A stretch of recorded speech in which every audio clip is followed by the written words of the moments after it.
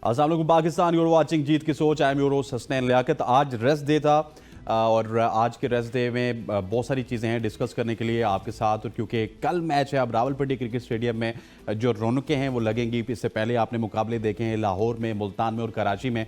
अब जो लग है ये रावलपिंडी में होगी और उसके बाद तमाम तर मुकाबले शिफ्ट हो जाएंगे कराची में और वहीं पे आपको फाइनल भी देखने को मिलेगा। क्राउड रावलपिंडी में तो आएगा, लेकिन अब देखते हैं मौसम की हालात भी कुछ ऐसे हैं कि शायद पहले दिन के मुकाबले में आपको बारिश भी नजर आए, लेकिन नेवरदलेस हो सकता है कि आपको दोनों मुकाबले भी नजर आए। मौसम है उसका कुछ भी नहीं किया जा सकता। पहला मुकाबला है पेशावर ज़ल्मी, वो भी होम टीम है क्योंकि यहाँ से 1.5 घंटे के फासले पे आपको पेशावर पड़ता है, तो पेशावर के लिए भी रावलपिंडी का ग्राउंड होम ग्राउंड है। उनका मुकाबला है लाहौर कलंदर के साथ, बाबर आजम वर्सेस शाहीन शाह अफरीदी। और दूसरा मुकाबला होगा Islamabad United versus Quetta Gladiators, big clash. और कोयटा ग्लैडिएटर में पिंडी बॉय मौजूद हैं, मोहम्मद आमिर, जो कि अपने होम ग्राउंड में क्रिकेट खेलेंगे। इस तमाम तर मैच के ऊपर, दोनों मैचेस के ऊपर डिस्कशन के लिए हमारे साथ स्टूडियो में मौजूद हैं अली ताबिश, स्पोर्ट्स तजियाकार हैं। Sir, thank you very much for joining अस। उनके साथ मौजूद हैं हसन रजा साहब, साबिक टेस्ट क्रिकेटर, लेजेंडरी, 14 साल की उम्र में इन्होंने डेब्यू किया। हसन भाई, आपको खुश आमदीद कहते हैं। स्टार्ट ऑफ करते हैं आपसे कि कल दो बड़े इंपॉर्टेंट मुकाबले हैं।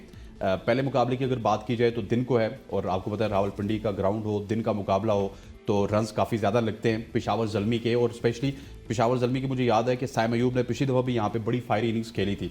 पेशावर ज़ल्मी वर्सेस लाहौर कलंदर्स, क्या लाहौर कलंदर्स कुछ अपने फैंस को खुशियाँ देगी या फिर उसी तरह 7-0 वाला मामला जाएगा? देखिए, खुशियाँ तो उन्होंने दे दी जब दिफाई चैंपियन थी वो टीम, और चैंपियन बन गई है एक दफ़ा, मगर फिर भी वो कॉम्बिनेशन टीम का नज़र नहीं आया हमें। फिर अगेन बात कर रहे हैं कि पेशावर ज़ल्मी जो है उसका जो कॉम्बिनेशन है बहुत अच्छा बना हुआ है।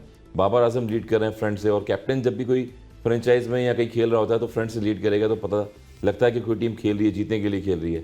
इंडिविजुअली परफॉर्मेंस आउटस्टैंडिंग रही है बाबर आजम की एज ए कैप्टनसी में देखें आप तो। पेशावर ज़ल्मी ने हाईएस्ट रन भी किए हैं, 214 रन अपने PSL सीज़न 9 में। ओवरऑल बात करें तो डैरेन समी बड़ा एनर्जेटिक हैं, और जिस तरह से बाबर आजम को क्लैप कर रहे होते हैं, अप्रिसिएशन दे रहे होते हैं, तो ऑन फील्ड देखें एनर्जेटिक टीम है, टीम का कॉम्बिनेशन अच्छा बनाया हुआ है। सलमान रशाद जैसे बॉलर्स हैं, मैचों में पिटाइयाँ भी खाई हैं, एक्सपीरियंस है, मगर फिर भी वो गेम में वापस इन्होंने आते हैं और मैच जीत जाते हैं। तो यही चीज़ है। और उसके बाद फिर लाहौर के अंदर को, लाहौर में तो बड़ा मायूस किया। पिंडी में अगर वो यहाँ का क्राउड है और यहाँ पर अगर मैच जीतेंगे तो मेरे लिए अच्छा हो, उनके लिए अच्छा होगा आगे फ्यूचर में।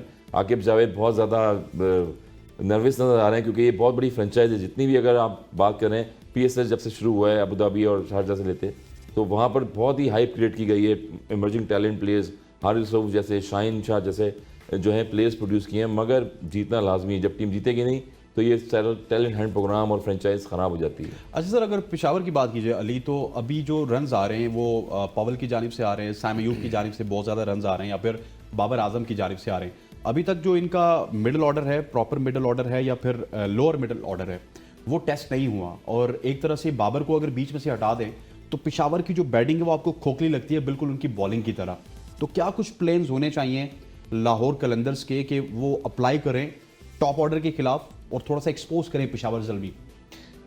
Thank you. आई थिंक पहली चीज़ क्योंकि सुन रहे हैं हम काफ़ी दिनों से कि पिंडी की पिचेस चेंज हो रही हैं, जो थी जैसे फ्लैट फटे सड़कें हम खिलाते होते थे जिनके ऊपर मैचेस, वो नहीं होंगे इस दफ़ा। थोड़ी सी डिफरेंट विकेटें देखने को मिलेंगी पिंडी में। तो मेरा सबसे पहले तो ये मानना है कि बाबर आजम और रोवमन पावल के अलावा साइम अयूब ने स्कोर किया है, उसके अलावा टीम में से एक मैच में हसीबुल्ला ने स्कोर किया, एक मैच में थोड़ी सी बिल्कुल हल्की सी इनिंग्स आसिफ अली खेल गए, एक मैच में हारिस भी खेल गए, बिल्कुल छोटी सी इनिंग्स। पॉइंट इज़, एक साथ बैटिंग करने का जो एक्सपीरियंस होता है ना, वो कुछ गेम्स के बाद ही आपको समझ आती है किसके साथ आपकी बैटिंग अच्छी चल सकती है, किसके साथ नहीं चल सकती, वो आपको थोड़ा बहुत पता लग जाता है। और ये फ्रेंचाइज क्रिकेट में हर जगह होता रहता है, हम देखते रहते हैं सब कुछ। थिंग इज़ कि पिच कैसा बिहेव करती है वो चीज़ बहुत इंपॉर्टेंट होगी, और उसके साथ साथ इनको अपनी बैटिंग को और अपनी स्ट्रेंथ को थोड़ा सा इंप्रूव करने के लिए अपना कॉम्बिनेशन शायद थोड़ा सा चेंज करना पड़ेगा। शायद हारिस को 1 डाउन खिला के देखें, उसमें अफाका हो, शायद हसीबुल्ला को एक उससे नीचे ले जाए। नंबर्स पे खिला चुके हैं, अल्लाह के फजल खिला नंबर चुके पे हैं, खिलाएंगे, लेकिन हारिस को ओपनर भी खिलाया आपने, मिडिल में भी खिलाया, बिल्कुल। लेकिन पिंडी की पिच को देखते हुए और हारिस के स्टाइल को देखते हुए शायद उसको 1 डाउन ज़्यादा बेहतरी है। सर, मुझे ना हारिस के साथ वही प्रॉब्लम लग रहा है जो हैदर अली के साथ भी प्रॉब्लम है कि आए छा गए और एकदम से डाउन हो गए, अपनी गेम को इस तरह इंप्रूव नहीं किया। और वैसे भी आपको पता है कि एकदम से अर्ली ऑन आपको जब कैप लग जाए पाकिस्तान की तो आप वैसे ही हवाओं में होते हैं। तो हारिस के साथ क्या प्रॉब्लम चल रहा है? हारिस का प्रॉब्लम यही है कि इतना बड़ा प्लेयर जो है नंबर 1 बाबर आजम जिस तरह खेल रहा होता है, सामने खेलें, वी में खेलें क्रिकेट, लॉन्ग ऑन की तरफ खेलें, इनसाइड आउट खेलें। वो तो बर्मला कहते हैं वी वाली क्रिकेट तो मुझे आती नहीं है, मुझे जब वो तो चौकों वाली क्रिकेट आती है। चौके जब लगते हैं, जब आप बॉल की लाइन में आएंगे और स्ट्रेट खेलेंगे सामने आके, एक दो बॉलों पे अगर जायजा लें आप तो सीधा सामने खेलें, मगर आते के साथ ही वो ऑन पे ज़्यादा खेलते हैं। फिर पैडलिंग शॉट उन्होंने मारना शुरू कर दिए हैं। एज ए कीपर आप सेकंड विकेट कीपर हैं, रिजवान के बाद स्क्वाड का हिस्सा भी रह चुके हैं, मगर आपकी वो इंप्रूवमेंट नज़र नहीं आई है। शॉट सिलेक्शन इंपॉर्टेंट होती है। विंटर ड्यूसन देखें, रॉयली रसू देखें, जितने बड़े प्लेयर्स हैं वो आउटस्टैंडिंग खेल रहे हैं। रदरफोर्ड ने लास्ट मैच में कैसी इनिंग्स खेली है कोटा की तरफ से, तो आपको इनिंग को जो है एग्जीक्यूट करना पड़ता है, अपने कुछ शुरू में शॉट्स रोकने पड़ते हैं, उसके बाद स्ट्राइक विकेट करते हैं। तो मेरे ख्याल में हारिस की यही प्रॉब्लम है कि वो फॉलो थ्रू में जाके सीधा कॉटन बोल्ड हो गए हैं, उसके बाद स्वीप शॉट मार दिए। आप जब तक पिच का बिहेवियर नहीं देखेंगे और बॉलर को रीड नहीं करेंगे तो लंबे शॉट नहीं ले सकते। सर अगर पेशावर की बैटिंग के ऊपर तो मैं प्रिसाइसली आपसे बात करूंगा, बाबर आजम के ऊपर भी, साइम अयूब के ऊपर भी, लेकिन मुझे उनकी बॉलिंग का थोड़ा सा बताइएगा कि ये पेशावर की बॉलिंग बड़ी स्ट्रांग होती थी। किसी ज़माने में हसन अली भी यहाँ पे होते थे, उमैद आसिफ हुआ करते थे, Wahab Riaz top wicket taker अभी भी HBL PSL के। लेकिन अब मुझे लगता है कि पेस तो सिर्फ सलमान इरशाद के पास ही रह गया, बाकी नवीन उल हक के 125-30 के बॉलर रह गए। उसके अलावा भी कोई इतनी ज़्यादा लुक वुड और इस तरह के बॉलर, मतलब कि कोई इंप्रेसिव बॉलिंग लाइनअप नहीं है as far as pacers are concern.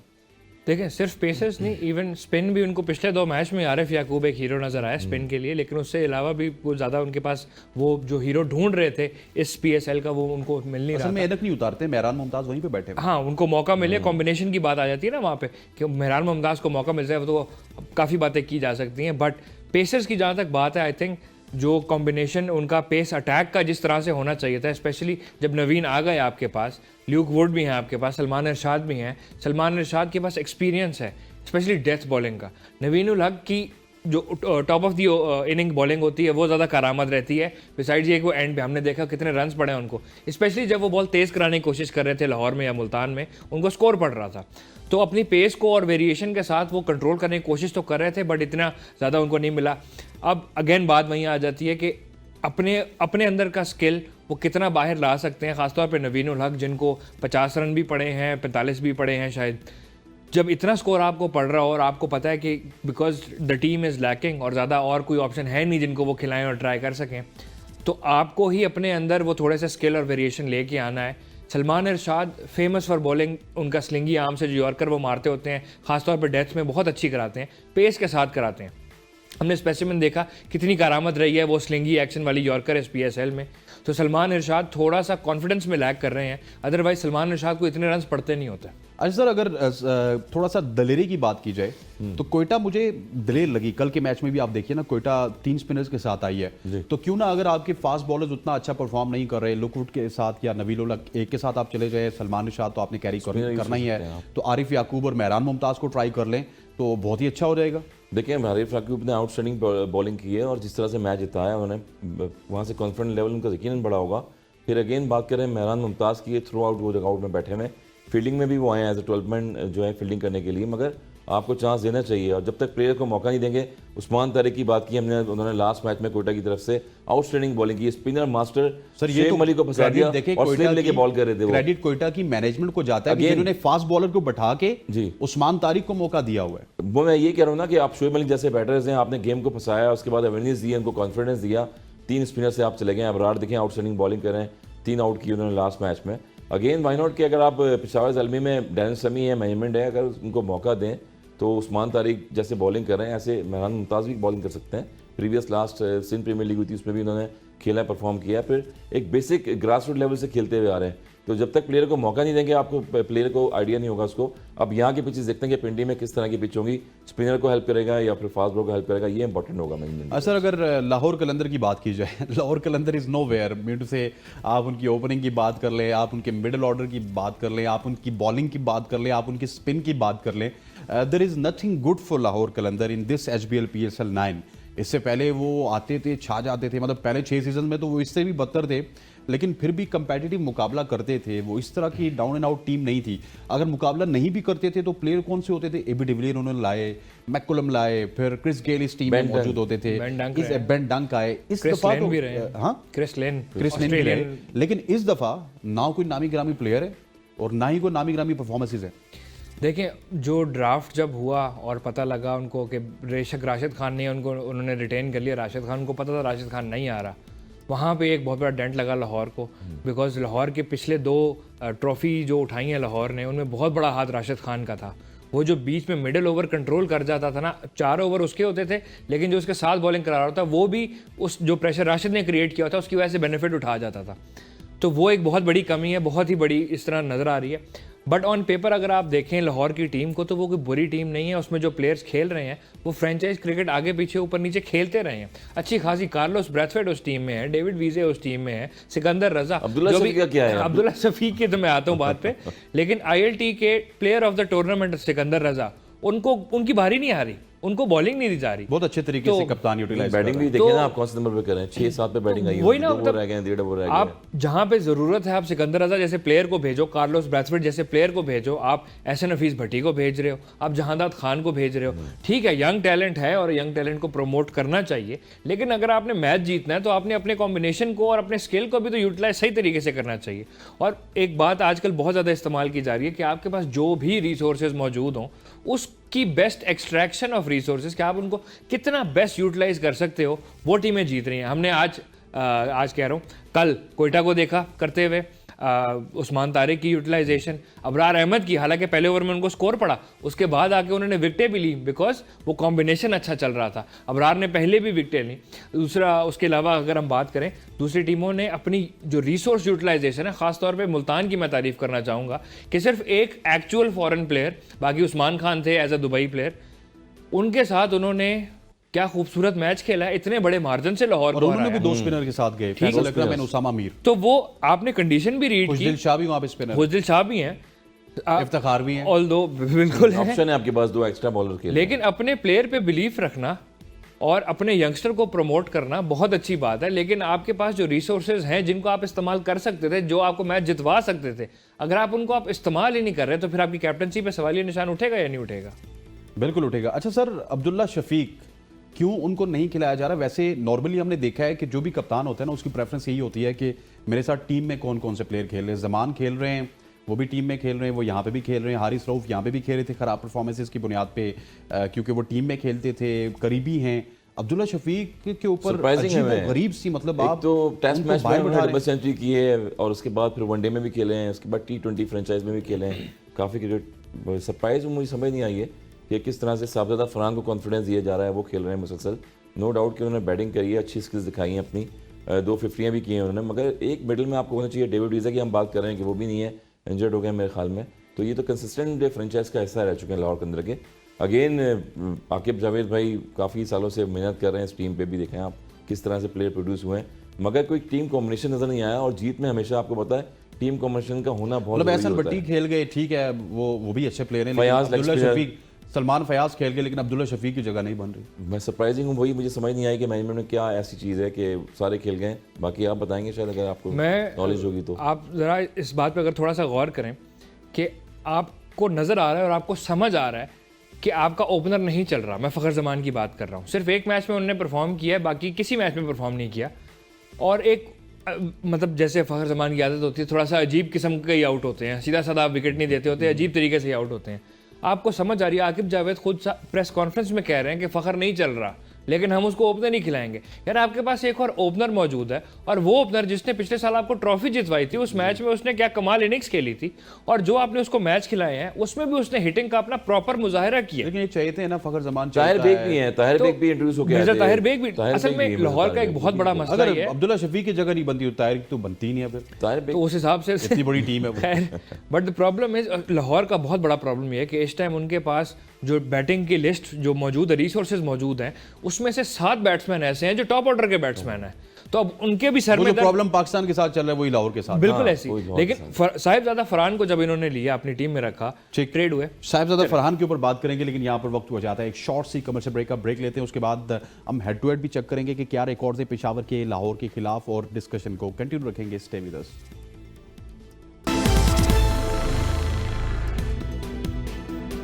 Welcome back to show. हम बात कर रहे थे लाहौर कलंदर और पेशावर ज़ल्मी के मैच के हवाले से, और बिल्कुल मैंने कट किया था अली ताबिश को, जो कि साहिबजादा फरहान के ऊपर बात करना चाहते थे। अली, आप साहिबजादा फरहान के ऊपर बात करें, फिर उसके बाद हम हेड टू हेड देखेंगे और फिर मूव ऑन करेंगे इस्लामाबाद के मैच के ऊपर?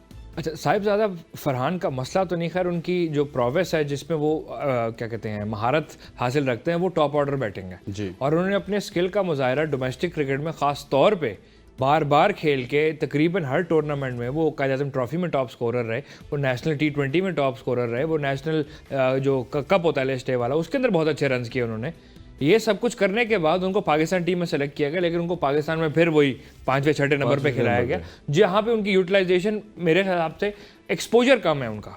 उन्होंने जब जितनी अपनी क्रिकेट खेली है वो मेजरली टॉप ऑर्डर बैट्समैन में खेली है, तो उनको टॉप ऑर्डर में खिलाना समझ आता है, लेकिन फ़खर जमान को स्ट्रिक्टली ओपनर खिलाना समझ नहीं आता। उसकी मैं आपको वजह बताता हूँ। फ़खर जमान जब पाकिस्तान की T20 टीम में होते हैं तो चौथे नंबर पे खेलते हैं, तो जब आपको पता है, और वहाँ पे ये नहीं कि बुरा खेलते हैं, ही डज वेल, तो वो अच्छी स्कोर कर लेते हैं वहाँ पे। आपको पता है अगर आप एक बंदा आपके ओपनिंग स्लॉट में नहीं चल रहा, आप उसको क्यों नहीं चौथे नंबर पे खिला दो, और आपको पता है कि एक बंदा ओपनिंग में बहुत अच्छी बैटिंग करता है, बहुत अच्छे स्किल्स का मुजाहरा करता है, आप मैचेस जितवा चुका आपको इसी फॉर्मेट में, इसी फ्रेंचाइज से, तो आप उसको चांस क्यों नहीं दे रहे? ये मेरी समझ से बालातर बात। ये आपकी समझ से बालातर है। इससे पहले कि हम डिस्कशन को आगे बढ़ाएं, हेड टू हेड रिकॉर्ड के ऊपर थोड़ा सा नज़र डालना चाहूँगा मैं। पेशावर ज़ल्मी और लाहौर कलंदर के माबेन अभी तक कितने मैचेस हुए और क्या कुछ हुआ, ये हेड टू हेड रिकॉर्ड है जी। 19 मैचेस खेले हैं पेशावर और लाहौर ने। 11 मैचेस में पेशावर ज़ल्मी जीती है, 8 मैचेस में लाहौर कलंदर जीती है। 57% विन परसेंटेज है पेशावर ज़ल्मी का और 42% विन परसेंटेज है लाहौर कलंदर्स का। हसन भाई, इस परसेंटेज से तो हमें लग रहा है तो लग रहा है वैसे ही कल भी Babar Azam and company he favourite हैं। बिल्कुल फेवरेट है। कोई मेरेकल हो जाए तो वो अलग बात है, अदरवाइज कोई पिच में जैसे अब विंटर अभी चल रहा है, मतलब आपको इतना भी सहारा नहीं है, इतना भी उम्मीद नहीं है दिफाई चैंपियन लाहौर कलंदर से कि आप मिरेकल का कर रहे हैं? नेवर नो, देखे ना आप किस तरह से, क्योंकि वैसे मुझे तो लगता है कि कल जिस तरह वेदर की सिचुएशन बनी हुई है ना, वेदर जिस मुझे तरह लगता है से कल 1 पॉइंट कहीं लाहौर को मिलना जाएगा। मैं अभी आपसे ये कहने वाला था, क्योंकि 2 दिन 3 दिन फोरकास्ट भी है और बारिश भी है इस्लामाबाद पिंडी में। मुल्तान से खेलते हुए आए, कराची से, और उसके बाद लाहौर से, तो पिंडी में यहाँ पर रुख किया है और बादलों ने भी रुख किया हुआ यहाँ पर। इसी वजह से 1 पॉइंट मिल सकता है, और अगर मिल भी नहीं सकता, सुपर सब भी है यहाँ पर, इक्विपमेंट्स जितनी भी होती हैं पिंडी स्टेडियम में मौजूद हैं, फिर भी उसमें ओवर रिड्यूस हो सकते हैं। नेवर नो, वहाँ पर शायद चांस मिल सकता है लाहौर कलंदर को, अदरवाइज कोई चांस नहीं है। बाबर आजम एंड कंपनी जिस तरह से खेल रही है और आउटस्टैंडिंग परफॉर्मेंस बाबर आजम जो दे रहे हैं, नो डाउट, क्योंकि उनको पता है कि सर पे वर्ल्ड कप आ रहा है, तो जिस तरह इनिंग को खेल रहे हैं और टीम को लेकर चल रहे हैं, पेशावर ज़ल्मी की आउटस्टैंडिंग खेल रहे हैं। सर, आपको भी कोई चांस नहीं लगे लाहौर के? लाहौर का चांस तो वो खुद अपने पैरों पे कुल्हाड़ियाँ मारे जा रहे हैं। किसी यार मैं क्या ही तवक्को कर सकता हूँ? हम इतनी जो गुफ्तगू की कॉम्बिनेशन की बात करते हैं, रिसोर्सेज की बात करते हैं, जब उनको ही समझ नहीं आ रहा, हम बाहर बैठ के कितनी ही गुफ्तगू कर लेंगे कि वो आगे आ जाएंगे। लाहौर का चांस शायद वहाँ बनता है कि अगर वो एक्चुअली थोड़ा सा जिस स्ट्रैटेजी पे वो चल रहे थे, अब तक 6 मैच उन्होंने 5 मैच जिस स्ट्रैटेजी पे खेले हैं वो बिल्कुल ना अप्लाई करें, थोड़ी सी एक्चुअल रियल, थोड़ी सी प्रॉपर क्रिकेट वाली स्ट्रैटेजी पे चले जाएं। अभी तक वो दूसरी टीमों की तरह लोग बात करते हैं ना, बड़ी फ्लूइड टीम है, ये भी ऊपर कर सकते हैं, वो भी नीचे कर सकते हैं। देखा देखी में थोड़ा सा लाहौर अपना टच, ठीक है, ज़्यादा दिलेरी दिखा दी, ओवर कॉन्फिडेंस का मुजाहरा कर दिया। Although Shaheen Afridi as a bowler well and truly, उनकी स्पीड्स भी आप हैं, बॉलिंग भी अच्छी करा रहे हैं, विकटें भी ले रहे हैं, शुरू में भी विकटें ले रहे हैं, मिडिल ओवर्स अच्छे करा रहे हैं। लेकिन एक और बहुत बड़ी प्रॉब्लम जो लाहौर ने फेस की है, वो जमान खान मशहूर हैं डेथ बॉलिंग के लिए। जी हाँ, उनसे डेथ में ओवर्स ही नहीं करा रहे हैं, ओपन में करवा रहे हैं। ओपन में करवा रहे हैं, मतलब वो तो हारिस की अवेलेबिलिटी की वजह से। लेकिन अगर आप टॉप में भी करा रहे हो ओवर, तो वो नई बॉल से बुरी बॉल तो नहीं कर रहा, अच्छी बॉल कर रहा है, लेकिन जो उसकी बेस्ट यूटिलाइजेशन है, जिस चीज का वो चैंपियन है, आप उससे वो तो करवाओ। शाहीन ने करवाना होता है ना, शाहीन ने कहीं ना कहीं ये पॉइंट भी प्रूव करना है कि मैं नए बॉल का बॉलर नहीं हूँ, डेथ बॉलिंग भी करवा सकता हूँ, 20वां ओवर भी मैं करवाता हूँ लाहौर की जानिब से। दूसरे एंड से भी तो किसी ने बॉलिंग करानी होती है ना। नहीं, फिर हारिस के बाद जब इंजरी हुई तो बिल्कुल बेबस हो गया, उनको बॉलिंग का पता नहीं सर चले, लाहौर की तो मतलब कोई उम्मीद नहीं है, कोई आस नहीं है, कोई आसरा नहीं है। अब थोड़ा सा आ जाते हैं शहर इक़्तिदार जहाँ पे हम बैठे हुए हैं और जहाँ पे लेग आई है, अब मूव हुई है, अब इस्लामाबाद के मैचेस हैं। आपसे तो मैं इस्लामाबाद और कोयटा के हवाले से बात करना चाहूँगा। इस्लामाबाद कोयटा, मतलब अगर आप इस करंट PSL को देखें तो कोयटा यहाँ पे है और इस्लामाबाद यहाँ पे है, क्योंकि इस्लामाबाद ने कुछ उस तरह से परफॉर्म नहीं किया। वैसे भी कहा जाता है कि ये डाटा ड्रिवन टीम है, लेकिन इस दफ़ा आई थिंक सो ये डाटा रिवर्स ड्रिवन टीम बन गई है, क्योंकि ये डाटा के ऊपर कोई काम नहीं कर रहे। एक दिन रोमान रईस विकेट्स ले रहे हैं, अगले दिन वो टिमाइल मिल्स को खिला रहे हैं, फिर उसके बाद नुमान का कॉन्फिडेंस शेक होता है तो वो अगले मैच में उस तरह परफॉर्म नहीं करते। अब फिर वो शायद देख रहे होंगे कि किसको चेंज कर रहा है, किसको लाना है, क्या कुछ हो रहा है। देखिए कंडीशंस डिफरेंट होगी, मगर होम क्राउड होम कंडीशन होगी, उसका अगर एडवांटेज उठा लिया तो अनलेस की कोटा को हरा सकते हैं। मगर कोटा जिस तरह से खेल रही है कॉम्बिनेशन में आउटस्टैंडिंग खेल रही है। अगेन जो शदाब है कभी टॉप ऑर्डर पे आया, 72 रन की इनिंग खेली उन्होंने पिछले मैच में जब आए थे। उसके बाद अचानक से एक दो मैचों में देखा हमने नंबर 6 पे आना शुरू हो गया वो बैटिंग में। टीम का कॉम्बिनेशन भी आपने खुद ही ख़राब किया। फिर आपने रोमान रेस की बात करी कि कराची में पिचेस थी ऐसी लो बाउंस पिचेस होती हैं, वहाँ पर उनको खिलाया गया, फिर एक मैच के बाद दोबारा बाहर बिठा दिया। तो यही है कि कंसिस्टेंसी होनी चाहिए, प्लेयर को कॉन्फिडेंस देंगे तो टीम के लिए वो खेलेगा। सलमान अली आगा जो है वो आउटस्टैंडिंग खेल रहे हैं पूरे सीज़न, उन्होंने अच्छी परफॉर्मेंस दी है। बीच में लास्ट में भी वो अगर क्रीज पे खड़े रहते तो मैच जीत सकते थे इस्लामाबाद।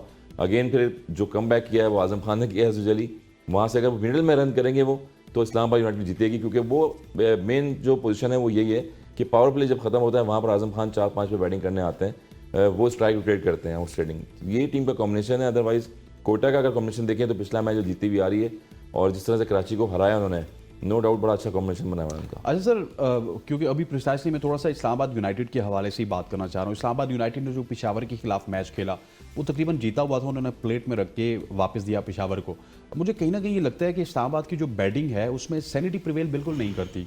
आउट ऑफ नोवेयर वो जीत रहे होते हैं, आउट ऑफ नोवेयर वो हार रहे होते हैं। ये मेच्योरिटी क्यों नहीं है इस्लामाबाद की बैटिंग में? थिंक इस्लामाबाद की जो अप्रोच वो खुद कहते हैं ना, लेकिन एक फैक्ट भी है इस चीज़ को बैक करने का कि PSL की हिस्ट्री में सबसे ज़्यादा छक्के मारने वाली टीम इस्लामाबाद यूनाइटेड है। वो उनकी अप्रोच की वजह से ही है, जिसको अगर लेमन टर्म्स में इंग्लिश में कहा जाए सी बॉल हिट बॉल, मैंने बॉल देखी मैंने छक्का मारना है। तो वहाँ पे सिर्फ इस अप्रोच में अगर वो थोड़ी सी फ्लेक्सिबिलिटी ले आए ना कि आप अपने 11 में से फॉर एग्जांपल उनके पास जब 6 या 7 जो बैटर्स हैं उनमें से कहें यार 5 जो हो ना, 5 लोगों को 5 बैटर्स को वो बोले आपने मारना है, आपने full you have to go for the kill. लेकिन 2 को आप ये भी तो बताओ कि यार अगर उधर कुछ ना लग रहा हो तो तुम्हें थोड़ा सेंसिबली खेलना है। तो वो जो अप्रोच है ना बहुत ज़्यादा एग्रेसिव क्रिकेट की, वो अच्छी तो है T20 के लिए, लेकिन वो फिर ऐसे मैच भी हरवाती है आपको जैसे अभी हमने देखा। उसके साथ साथ जहाँ पे बात आती है मैचअप्स की, वो इस्लामाबाद अच्छे खेलता है। वहाँ पे एक क्या कहते हैं आजम खान की विकेट गिरी जिस मैच की हसन भाई बात कर रहे थे, और उसके बाद आरिफ याकूब का ओवर, वो मनरो की विकेट जो थी उसमें प्रॉपर बॉलिंग का कमाल था और अच्छी स्टंपिंग भी थी। उसके बाद जो फील्ड प्लेसमेंट और जो क्या कहते हैं इस्लामाबाद की बैटिंग स्ट्रेटजी थी वो फ्लॉप हुई। तो बॉलिंग साइड की कैप्टनसी और बॉलिंग फील्ड प्लेसमेंट्स ऊपर आ गई, बैटिंग नीचे बैठ गई, मैच हार गए। प्रॉब्लम यहाँ पे आती है आपको कि जब आपने इस चीज़ को रियलाइज़ कर लिया कि यार ये 12 बॉलों पे 21 रन है, मैं ये बना सकता हूँ, थोड़ी सी बस सेंसिबली खेलने की ज़रूरत है। तो ज़रूरत नहीं आप आते ही पहली बॉल पे छक्का मारो, ज़रूरत नहीं बनती आपको। आप देखो सिंगल ले लो, जो दूसरी साइड स्ट्राइक पे बंदा खड़ा हुआ है उसको खिला दो। बट देन अगेन थोड़ी सी सैनिटी, बिल्कुल आपकी बात सही है कि सैनिटी प्रिवेल कर नहीं रही इस्लामाबाद के कैंप में। लेकिन फिलहाल दोनों टीमें कराची को हरा के और मज़े के मैच हरा के दोनों खेलने आ रही होंगी। दोनों का कॉन्फिडेंस वैसे तो हाई ही होगा, क्योंकि दोनों ने इस्लामाबाद वाला मैच कराची का इतना थोड़ा टफ नहीं था, या क्या कहेंगे इंटरेस्टिंग नहीं था। कोयटा का टफ बन गया था, मज़े का बन गया था। 104 मीटर का छक्का भी देखा हमने, बहुत छत पे गेंद फेंक दी, तो ऑब्वियसली मीटर का भी पोलार्ड ने भी मारा। बिल्कुल, तो दोनों का कॉन्फिडेंस तो हाई होगा, और उनको दोनों टीमों को एक एडवांटेज ये होगा कि उनसे पहले एक मैच हो चुका होगा, तो उनको थोड़ा नहीं बल्कि काफ़ी ज़्यादा कंडीशंस का अंदाज़ा हो गया होगा। शामत सबसे पहले उसकी आनी है जिसने पहले मैच में पहली इनिंग खेलनी है। हाँ, पहली इनिंग खेलनी है। अच्छा असल भाई, इस्लामाबाद की जब भी बात की जाए ना, इस्लामाबाद एक ऐसी टीम है कि जो कि हमें लगता है कि हमेशा से कुछ ना कुछ प्रोडक्ट्स पाकिस्तान क्रिकेट को देती है। इस दफ़ा उन्होंने हुनैन को ट्राई कर लिया, उबैद को ट्राई कर लिया, लेकिन सॉरी टू से अगर नसीम शाह हमें सुन रहे हैं तो वो अभी तक मुझे उस स्टेज पे नहीं लगते कि वो पाकिस्तान को जाके स्ट्रेट अवे रिप्रेजेंट कर सकते हैं दोनों भाई। अब अगर ऐसा नहीं हो सकता कि आप अगर टिमाइल मिर्ज, रईस, नसीम शाह, ये तमाम तर जो सीनियर बॉलर्स हैं इनके साथ चले जाएं, और फ़हीम अशरफ तो चलें वो क्या ही बात है उनकी, लेकिन इमर्जिंग में आप थोड़ा सा शुमाइल को वक्त दे दें। हो सकता है कि शुमाइल अच्छा परफॉर्म कर जाए, हो सकता है कि उसकी कल पाकिस्तान को ज़रूरत पड़ जाए। देखिए पाकिस्तान को ज़रूरत तो पड़नी चाहिए, क्योंकि एशिया कप वर्ल्ड कप गुजर गया, उसके बाद अब आने वाला वर्ल्ड कप T20 है जून में, आगे अमेरिका और वेस्ट इंडीज़ में हो रहा है। तो उसके लिए आपको एक स्क्वाड बनाना पड़ेगा और प्लेयरों को चांसेस देने पड़ेंगे। मुल्तान सुल्तान में देखें रिजवान प्लेयरों को चांस दे रहे हैं, अब्बास आफरीदी हैं उनके साथ, दीगर बॉलर्स हैं, कहीं ना कहीं डेविड विली हैं उनके साथ, जो है यंग प्लेयर जो खिलाएं, फाज बदर उनको खिला रहे हैं। एहसान तो नहीं खेल रहे मेरे ख्याल में, अनफिट हुए में। तो यही चीज़ है कि आप टीम का कॉम्बिनेशन बनाएं, प्लेयर को अगर मौका मिलेगा, चांस मिलेगा, वो परफॉर्म करेगा। सऊद शकील टेस्ट बैटर देख लें आप, 2 साल 3 साल हम खुद ही कह रहे हैं कि बाहर बैठे रहे वो, मगर ओपनिंग भी कर रहे हैं वो कोटा की तरफ से। तो यही चीज़ है कि आप प्लेयर को जब मौका देंगे, परफॉर्म करेगा, तो वो मंजर यहाँ पे आएगा। ये इंपॉर्टेंट चीज़ होगी। डू यू एग्री कि शामिल को मौका दे दिया जाए उबैद और हुसैन को बैठा के? देखिए वो तो बॉलिंग कॉम्बिनेशन को थोड़ा सा ज़्यादा गौर से देखना पड़ेगा। ज़रूरत नहीं है आपको कि आप देखें, उनमें से आपके पास शादाब हैं, आपके पास सलमान अली आगा हैं, मैं उसी 8 बात कर ओवर रहा हूं। आपके यहाँ से निकल के उबैद और रुमान हुनैन रईस, में नसीम से शाह, टिमाइल मिल्स एक खेल रहा और होगा। फ़हीम अशरफ, ठीक है, आपके जो है इनमें आप बाकी के 12 ओवर्स बांट सकते हैं, ठीक है, तो वाई नॉट शुमाइल को ट्राई कर लिया जाए? मैं बिल्कुल उसी बात पे आ रहा था कि ज़रूरत नहीं है कि ज़रूरी नहीं है कि हुनैन या और उबैद में से जो भी खेला उनको बिठाया जाए। टमाइल मिल्स नहीं परफॉर्म कर रहे, नहीं, बिठाओ आप 2 इमर्जिंग खिला सकते हैं। मैं हाँ खिला सकते हैं एग्जैक्टली। मेरे ख्याल है स्पेशल परमिशन भी लेनी पड़ती है ना। मैं बात उस तरह से करने जा रहा हूँ कि आप देखें इमर्जिंग एक खिलाना मिनिमम लाजमी है, आप 2 भी खिला सकते हैं। अच्छा, मुल्तान ने ओके, खिलाए okay okay, I got your point. या तो आपके पास इमाद वसीम नहीं चल रहे, क्या किस बॉल पे आउट हुए हैं वो? पिछली बॉल पे बॉलिंग उनकी सिर्फ पिछले दो मैच इनिंग में में last करामत रही भी है। है सर। हमारे वसीम भी हैं, जी उनको राना मुश्किल है। फ़हीम साहब नहीं चल पा राना साहब तो रहे, राना वो भी साहब समझ नहीं आ रही।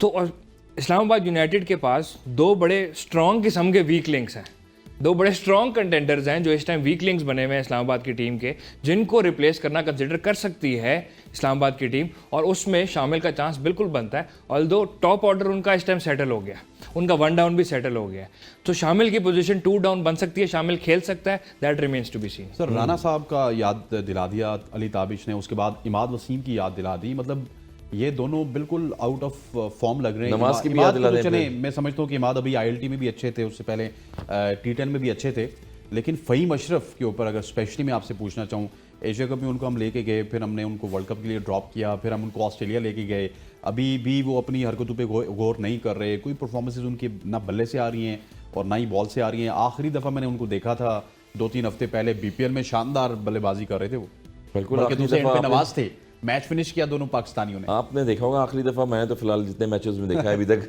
आप PSL BPL ही सीजन देखते 9 हैं में ना नजर ही नहीं आ रहे वो।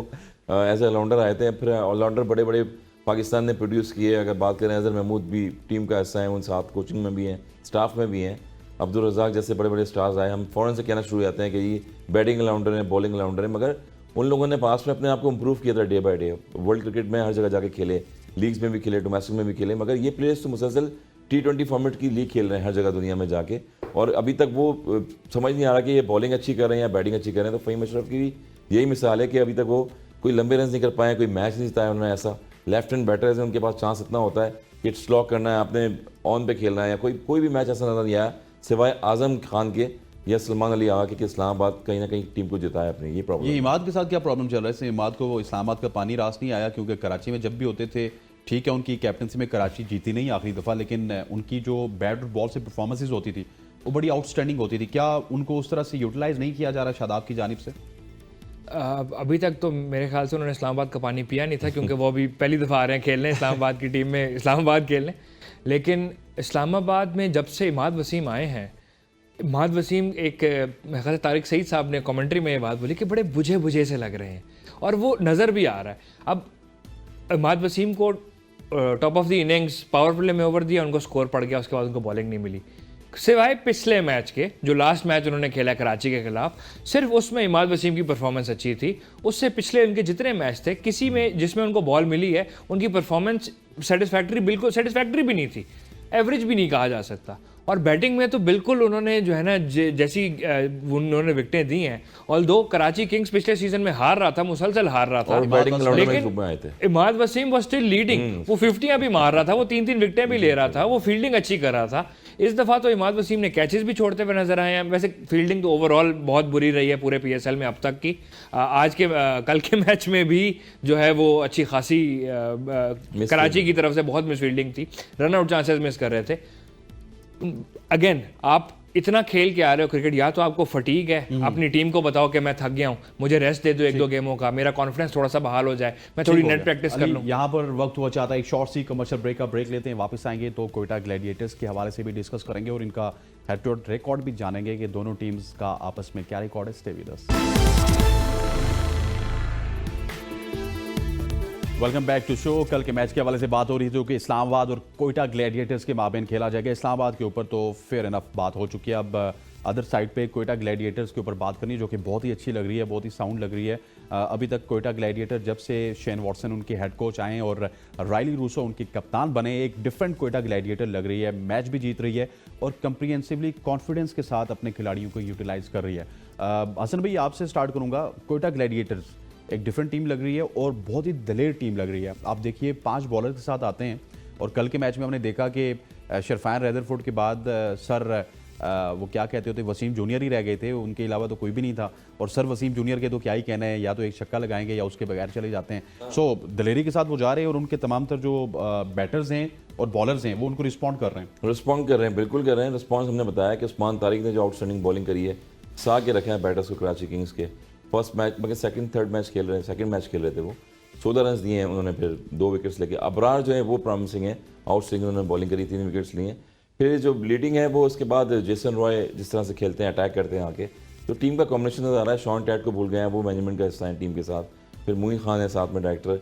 तो ये सर रिवर रिचर्ड इतना बड़ा नाम है, जब वो डगआउट में बैठे हो तो प्लेयर तो वैसे ही जो है दिलेर हो जाता है। तो वो दिलेरी नज़र आ रही है उनकी। और फिर नदीम उमर फ्रेंचाइज के ऑनर खुद भी वहाँ पर मौजूद, पूरे साल ये काम करते रहते हैं प्लेयर्स पे, इमर्जिंग प्लेयर्स डेवलपमेंट प्रोग्राम। और यही रिजल्ट आया कि पूरे सालों ने कुछ ना कुछ स्टैट्स निकाले हुए थे। जो टीम का पूल बनाया वो आउटस्टैंडिंग बनाया। लास्ट मैच में अगेन कराची को जो हराया, तो आउटस्टैंडिंग टीम कॉम्बिनेशन अगेन एक सरफराज का है कि वो परफॉर्म नहीं कर रहे हैं। अदरवाइज देखें आप तो फिर टीम पूरी जेल हुई है कोयटा की, और वो टीमों को हरा रही है, और उनके जो बैटिंग और बॉलिंग में कॉम्बिनेशन आउटस्टैंडिंग बना हुआ है। अच्छा, सरफराज अगर परफॉर्म नहीं कर रहे तो सरफराज, मेरा ख्याल है ये 5वां छठा फेलियर है सरफराज का। हमने देखा कि लास्ट टाइम जो कल कराची मैच हुआ और कराची के माबेन हुआ, एक आसान हदफ था, वहाँ से वो थोड़ा सा टुक टुक भी करते तो शायद उस हदफ तक पहुँच सकते थे। क्या आप समझते नहीं है कि सरफराज की जगह, क्योंकि सरफराज उनका वीक लिंक बन रहा है, आप सज्जाद को थोड़ा सा ट्राई कर ले, सज्जाद आके शायद कोई 2-3 मैचेस अगर उनको मिल जाएं तो वो रन्स कर सकते हैं। हमने डोमेस्टिक में भी देखा और नेशनल T20 में भी देखा कि सज्जाद ने बहुत आउटस्टैंडिंग परफॉर्म किया। बिल्कुल। देखें, ये तो अपने कॉम्बिनेशन को बेस्ट इस्तेमाल करने की जो साइंस है और जो लॉजिक है वो तो वही टीम बना सकती है। बट हमें जो नज़र आ रहा है उससे ये नज़र आ रहा है कि सरफराज का अभी तक वो वाला कॉन्फिडेंस वापस नहीं आया जो हमने सरफराज की बैटिंग में देखा हुआ है, सरफराज की कीपिंग में देखा हुआ है, सरफराज के लीडरशिप स्किल्स में देखा हुआ है। तो आते हैं आगे सिचुएशन एक्सेस करते हैं, डसे अपनों ने डसा है, बहुत डसा है। थोड़ी मायूसी भी होती है, इतनी ज़्यादा क्रिकेट खेले। लेकिन देखें, आप उसका जवाब, the best answer that you can give is on the pitch. तो जब आप पिच पे सबसे अच्छा जवाब दे सकते हो, इतनी रियलाइजेशन, इससे बड़े प्लेयर हैं सरफराज, हम सब ने को पता है और हम सब ने देखा भी हुआ है। He should rise above. वो खुद थोड़ा सा दिमाग लगा के, थोड़ा सोच के, फोकस करने की, आई थिंक उनके दिमाग में इस टाइम ना दूसरों को प्रूव करने का वो जो गुबार है ना, वो इतना ज़्यादा भरा हुआ है कि वो ज़बरदस्ती अपने आप को भूल रहे हैं कि वो क्या करते थे। वो स्ट्रीट स्मार्ट क्रिकेट खेलते होते थे कि उनको पता है कि बॉलर मुझे बार बार शॉट करा रहा है ना, थोड़ा सा पीछे होकर कट ही निकाल देते, ये नहीं कि उसको लंबा छक्का मारने की कोशिश करते थे। मगर लास्ट में जो अटेम्प्ट किया हसन अली ने, जो बॉल किया उनको बहुत तेज किया, मेरे रिफ्लेक्सेस थोड़े स्लो हो गए या नजर नहीं आया, उनको पुल खेलने गए। और उनको इस बात की दाद भी देनी चाहिए कि ही वॉक्ड, अंपायर ने तो वाइड दे दी थी।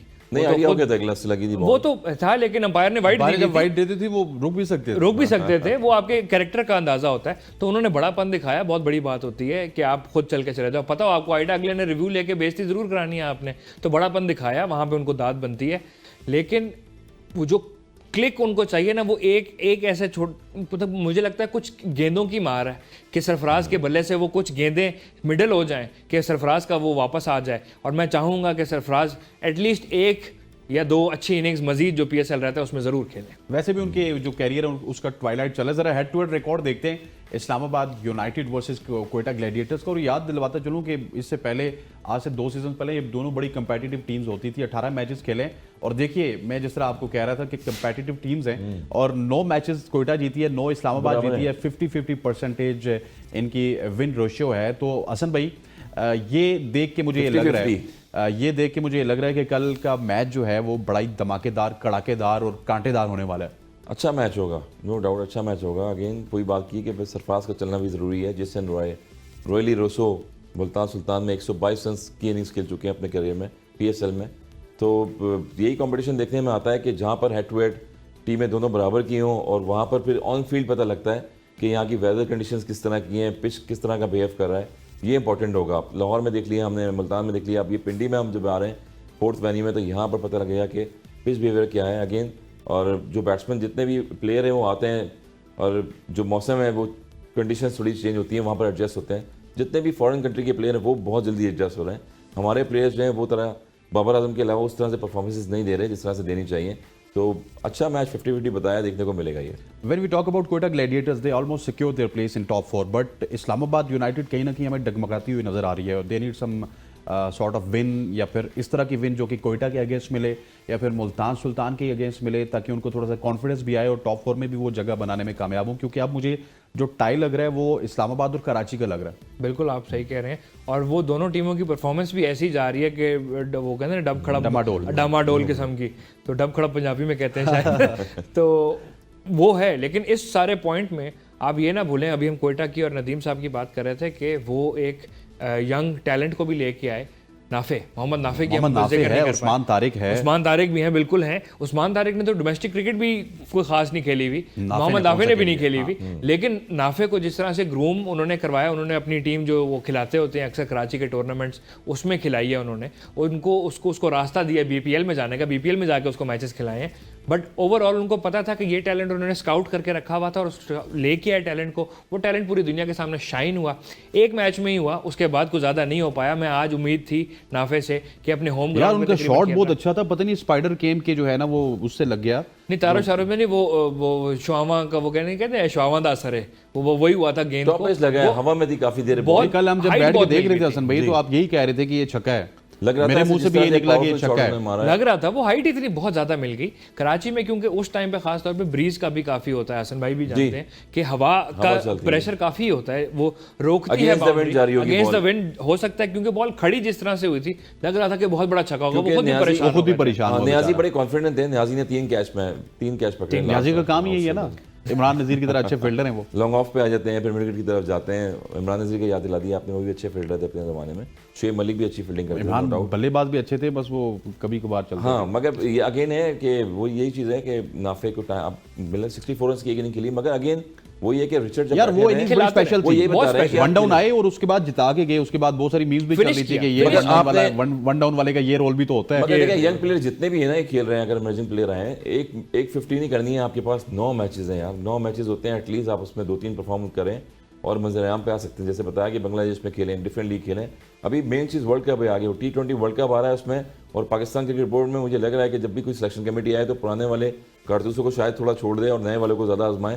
तो इसलिए नए जितने भी प्लेयर्स खेल रहे हैं कोशिश करें कि इस सीजन में परफॉर्म करें और कहीं ना कहीं अपनी जगह बनाएं। लेकिन वर्ल्ड कप से पहले हसन भाई हमारे पास 3 सीरीज भी हैं, T20 सीरीज है, तो आपके पास आई थिंक 2 है, एक आइलैंड वाली हमने कम कर दी है, एक न्यूजीलैंड के साथ है हमारी टीम, इंग्लैंड के साथ है और इंग्लैंड के साथ हैं और नीदरलैंड के साथ। पहले 4 थी, वो हमने 3 कर दी हैं। वैसे अगर चौथी भी खेल लेते, लेकिन ये आयरलैंड और नीदरलैंड के खिलाफ जो कुछ करना है वो मेरे ख्याल है उन्हीं ने करना है, शादाब ने, शाहीन शाह, एक्सपेरिमेंट नहीं वही टीम कॉन्फिडेंस। आयरलैंड और नीदरलैंड के खिलाफ यही खेलेंगे अगर गए तो। हाँ, अगर वो तो हम नहीं करेंगे यार, परफॉर्मेंस देनी है थोड़ा सा इंग्लैंड के खिलाफ। जरा पॉइंट्स टेबल दिखा दें, जरा पॉइंट्स टेबल के ऊपर नजर डालते हैं, उसके बाद देखते हैं कि क्या कुछ हुआ। कल भी पॉइंट्स टेबल के ऊपर उस तरह नजर नहीं डाल सकी। ये पॉइंट्स टेबल से जी 6 मैचेस में मुल्तान 5 जीत के पहले नंबर पे है, कोयटा 4 जीत के दूसरे नंबर पे है। मुल्तान और कोयटा वो वाइट टीम है जिन्होंने एक मुकाबला हारा है। अब थोड़ा सा हारने वाले कॉलम पे आप देखिएगा कि पेशावर ने 2 मुकाबले हारे हैं, इस्लामाबाद ने 3 मुकाबले हारे हैं और आज कराची 3 मुकाबले जो है वो यहाँ पे हारता हुआ आपको नजर आ रहा है, क्योंकि कराची भी अब डाउन एंड आउट हुआ चाहता है। सो अब मुकाबला मुझे जो वही लग रहा था कि कराची एंड इस्लामाबाद यूनाइटेड और अच्छा थोड़ा सा प्रेडिक्शन टाइम ले लेते हैं, आखिरी कुछ सेकंड्स चल रहे हैं। कल का मैच हसन भाई कौन जीतेगा? इस्लामाबाद। थोड़ा खुल के बोले ना यार। इस्लामाबाद जीतेगा क्योंकि होम क्राउड है और जीतना चाहिए उसको, लाहौर की तरह ना करे वो इस्लामाबाद। अच्छा हाँ, और यूटिलाइज सही से करें शादाब खान, जिस तरह से होम क्राउड होगा, होम कंडीशन है, तो यहाँ पर थोड़ा सा पिच भी आपको जो है हेल्प करेगा, क्योंकि हाइट ज़्यादा लेगा बॉल, क्योंकि कराची में, लाहौर में कहीं भी कहते हैं यहाँ विंटर ज़रा चल रहा है तो हार्डनेस ज़्यादा होती है पिच पे। अगर बॉलिंग करें तो बॉलिंग में मेरे ख्याल में पहले बॉलिंग करें और अटैक करें। सर व्हाट्स योर से? टीम को यार मेरा से तो तकरीबन ऐसा ही है कि कंडीशंस और अप्रोच जो इस्लामाबाद की है, वो और पिचेस जैसे इस्लामाबाद पिंडी की हैं, वो इस्लामाबाद की गेम को बहुत सपोर्ट करती हैं, तो एज है उनके पास। लेकिन ये है कि बहुत कांटेदार गलती की मुकाबला गुंजाइश कम होगी मेरे बहुत ख्याल कम होगी। बट देन अगेन हमने सुना ये भी है कि फ्लैट पिचेस नहीं होंगी, तो पिच कैसी होती है वो भी लेकिन देखने मेरे हिसाब से अगर इस्लामाबाद कल का मैच हार गया ना तो इस्लामाबाद भी फिर बहुत ही ज्यादा पीछे चला जाएगा। बहुत ज्यादा तो नहीं, आई थिंक कराची के करीब करीब ही कराची रहेगा। अगर कुछ मेहरबानी करेगा तो फिर ऊपर जाएगा। लेकिन अगर आप स्कोर कार्ड अभी हम देख रहे थे और मुझे जो है ना वो थोड़ी सी पुराने वक्तों की याद आ गई, जब सबसे हाइप्ड अप टीमें जो हैं कराची और लाहौर की, वो bottom of the table. Ali आपका बहुत बहुत शुक्रिया, thank you very much for joining us. Hasan भाई आपका बहुत बहुत शुक्रिया। खवातीन और हज़रात, कल 2 मुकाबले होंगे रावलपिंडी क्रिकेट स्टेडियम में। आपने जाना है मुकाबले देखने। पहला मुकाबला 2 बजे शुरू होगा। आपने तकरीबन जिन्होंने जाना है वो 12 साढ़े 12 बजे चले जाइएगा, और दूसरे मुकाबले के लिए आपने 5 सवा 5 बजे घर से निकलना है, ताकि टॉस से लेके पहली बॉल से लेके आखिरी बॉल तक आप मुकाबले देख सकें। आज के प्रोग्राम से इतना ही। इंशाल्लाह कल आपसे फिर मुलाकात होगी। मुझे मेरी पूरी प्रोडक्शन टीम के साथ इजाज़त दीजिए। अल्लाह हाफिज़।